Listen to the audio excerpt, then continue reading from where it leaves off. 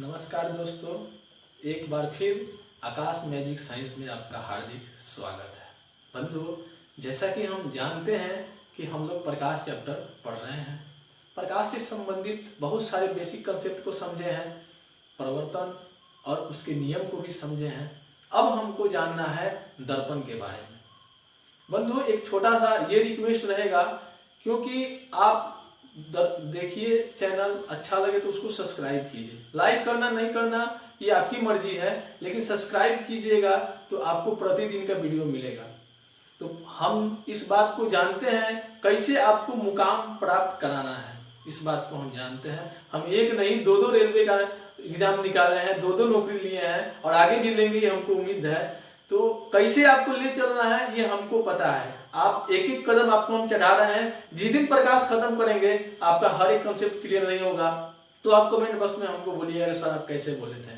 लेकिन हम जैसे पढ़ा रहे हैं आप पढ़ते चलिए, देखिएगा एक दिन आप जरूर मुकाम प्राप्त कीजिएगा। और पढ़ाई जो आप पढ़िए वो पढ़ाई आप सीखने के लिए कभी भी पढ़िए, तब आपको सफलता मिलेगी। आप नौकरी के लिए मत पढ़िए, अपने जिज्ञासा रहिए कि हमको सीखना है, तब जाकर आपको नौकरी मिलेगा। जीवन में कभी भी कामयाब बनिए, कामयाबी के पीछे मत भागिए। आप जिस दिन कामयाब बन जाइएगा ना, कामयाबी आपके पीछे भागेगी। ये मेरा हवा नहीं, ये दावा है। चलिए देखते हैं आगे का टॉपिक। देखिए बंधुओं, आगे का टॉपिक आज हम लोगों को पढ़ना है समतल दर्पण। समतल दर्पण।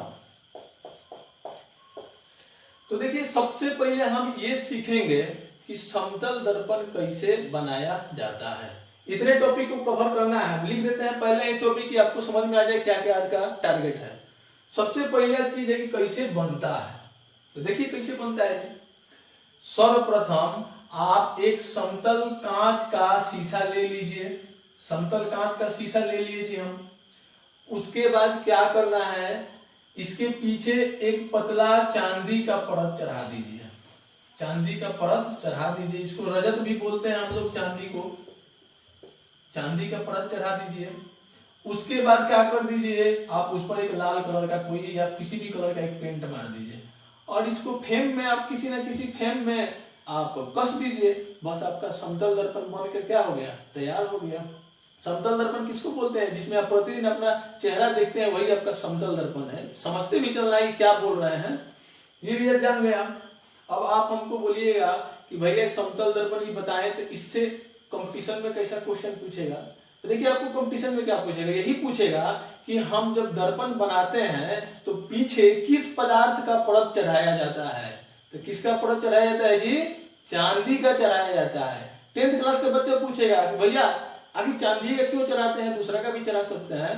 तो चांदी जो होता है बाबू, प्रकाश का सबसे अच्छा एक परावर्तक होता है, इसी कारण से इस पर हम चांदी का परत चढ़ाते हैं। तो कैसे बनता है कॉन्सेप्ट क्लियर हो गया। चलिए आगे का बात पढ़ते हैं। अब हमको जानना है समतल दर्पण का प्रमुख गुण। इस समतल दर्पण का प्रमुख गुण कौन कौन है।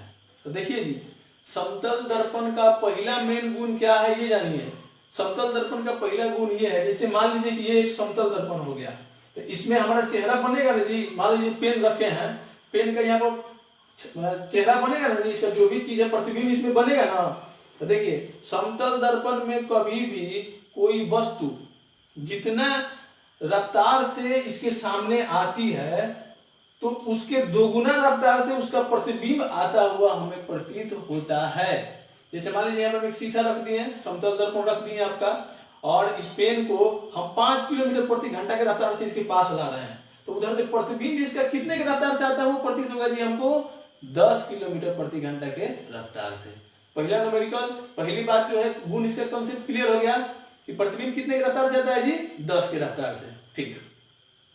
दूसरा चीज जानिए आप, दूसरा चीज आपका ये जानना है कि समतल दर्पण में कोई भी व्यक्ति या वस्तु यदि अपना पूरा प्रतिबिंब देखना चाहता है तो समतल दर्पण की ऊंचाई वस्तु की अपेक्षा कितनी होनी चाहिए।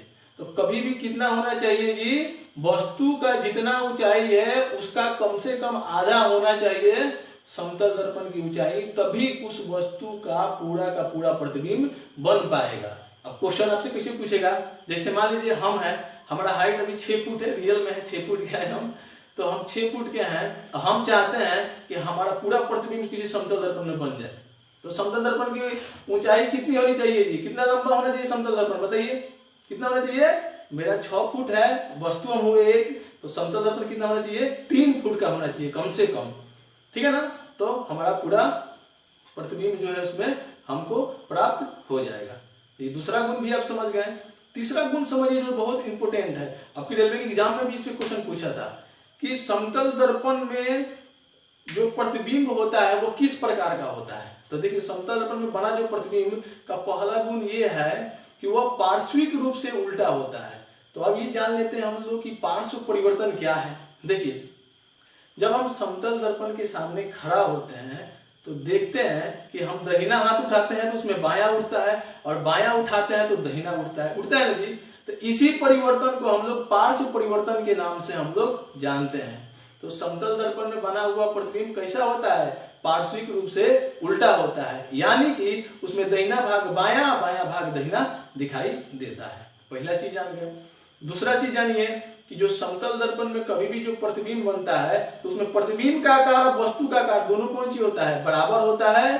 साथ ही साथ प्रतिबिंब की दूरी और वस्तु की दूरी दोनों भी कौन सी होती है, आपस में बराबर होती है। ये बात आप याद रखिएगा, ठीक है। एक बात और जानिए समतल दर्पण में कि उसका जो प्रतिबिंब कभी भी कैसा होता है, आभासी होता है। आभासी होता है तो